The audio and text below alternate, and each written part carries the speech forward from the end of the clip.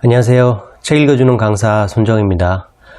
오늘은 특별한 책 한 권을 소개하기보다는 독서하는 방법, 책을 읽는 방법에 대해서 좀 말씀드릴까 합니다. 보통 우리가 책을 많이 읽는 이유가 책에 있는 그 저자의 생각을 내가 얻어서 나의 삶에 활용하기 위해서 책을 읽는 거잖아요.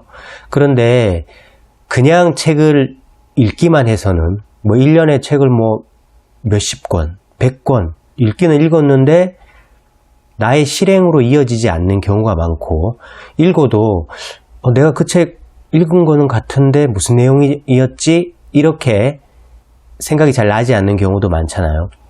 그런 일이 벌어지는 이유가 독서를 좀 잘못해서인데요. 어떻게 잘못했냐? 읽기만 읽었지 쓰지 않았기 때문이에요. 제가 기업에 있는 사람들과 함께 몇 개월간의 프로젝트로 독서 코칭 이런 것도 하는데요.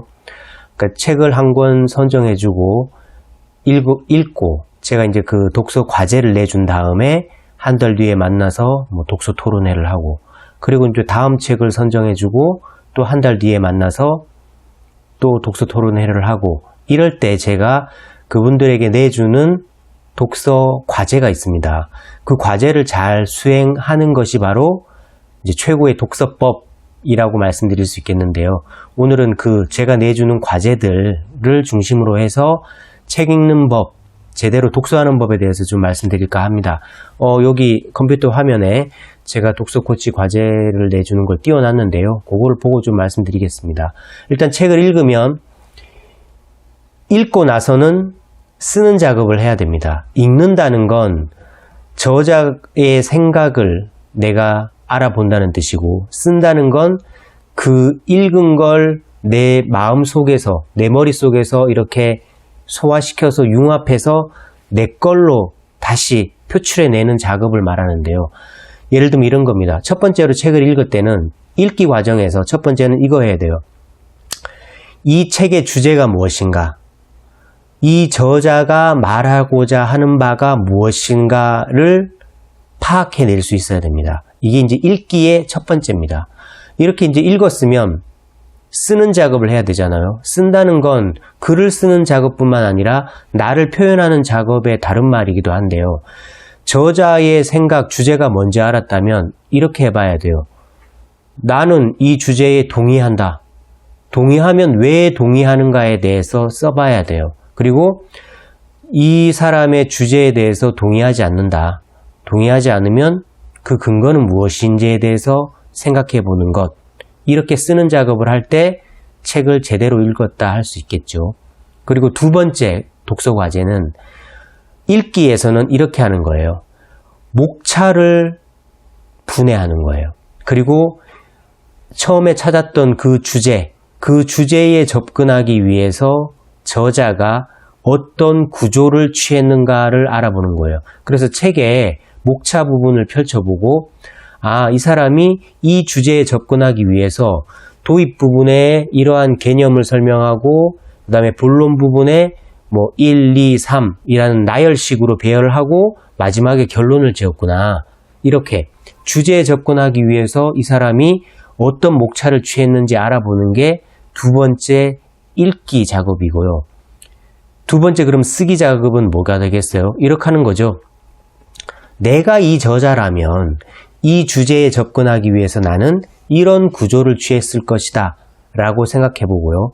저자가 써놓은 이 목차에서 굳이 이거는 안 써도 될 건데 쓴 것 같다 라는 것도 한번 찾아보고, 여기에 이런 부분이 조금 더 보충되었으면 좋았겠다. 이거를 찾아보는 거예요. 이게 이제 두 번째 쓰기 과제입니다. 세 번째 읽기 과제는 많은 분들이 하는 거죠. 1장, 2장, 3장, 4장, 5장 이렇게 있으면 세 번째 읽기 과제로 챕터별로 요약해 보는 거예요. 이 챕터에는 이런 내용이 주를 이루고 이것을 통해서 이 얘기를 하려고 하는구나 라고 챕터별로 요약을 해본 다음에 세 번째 쓰기 과제는 뭐냐? 그러면 이 챕터별로 내가 새롭게 안 것은 무엇인가? 그리고 이 새롭게 안 것을 통해서 나는 무엇을 실천할 것인가 생각해 보는 게 세 번째 쓰기 과제입니다. 이렇게 세 번째까지 읽기 과제와 쓰기 과제를 했다면 이제 네 번째 읽기 과제를 해야 되는데요. 네 번째 읽기 과제는 뭐냐 하면 이 저자가 이 책을 쓰기 위해서 참고한 책은 무엇인지를 쭉 한번 파악해 보는 거예요. 그리고 나서 네 번째 쓰기 과제는 이 참고 문헌 중에 이 책은 내가 꼭 사서 봐야 되겠다라고 책을 통해서 새롭게 나와준 책을 선정하는 일, 그래서 그 책을 실제로 사서 보는 거죠. 이게 네 번째 쓰기 과제가 됩니다. 그리고 이제 마지막으로 다섯 번째 읽기 과제는 이 책에서 가장 인상 깊었던 한두 페이지를 선정하는 거예요. 그리고 나서 다섯 번째 쓰기 과제로 그 페이지를 있는 그대로 필사하는 것. 이게 바로 다섯 번째 쓰기 과제입니다. 이렇게 책 한 권을 읽고 5개의 읽기 과제와 5개의 쓰기 과제를 수행하면 책을 한 권 읽어도 완벽하게 저자의 생각을 섭취하게 되고, 그리고 나서 그걸 소화시켜서 다시 내 걸로 표출하게 되는 거죠. 그러고 나면 내가 다음에 책을 쓸 때 이 책을 참고할 수도 있고 비판적으로 내 책을 쓰는데 활용하게 될 수도 있죠. 저 같은 경우에는 이제 아까 세 번째 읽기 과제였죠. 챕터별로 요약해라 그럴 때 항상 이렇게 이제 저의 독서 노트인데요. 이런 식으로 계속 요약하는 거죠. 책을 읽을 때는 이제 밑줄을 치고 밑줄 쳐놓은 거를 책을 다 읽으면 여기에다가 그대로 옮기는 거죠. 그리고 나서 어디 여행 갈 때나 어디 외출할 때 가방 속에 항상 이걸 넣어 다니는 거죠. 저는 이게 한 8권 정도 되는데요. 이걸 넣어 다니면서 이거를 이렇게 쭉 보면 이 한 권 속에는 책이 이제 몇십 권 들어있겠죠. 그러면 책을 계속 반복해서 읽는 효과가 있어서 언제든지 이 책을 인용할 수 있게 되고 이 책의 내용을 되새길 수 있게 되겠죠.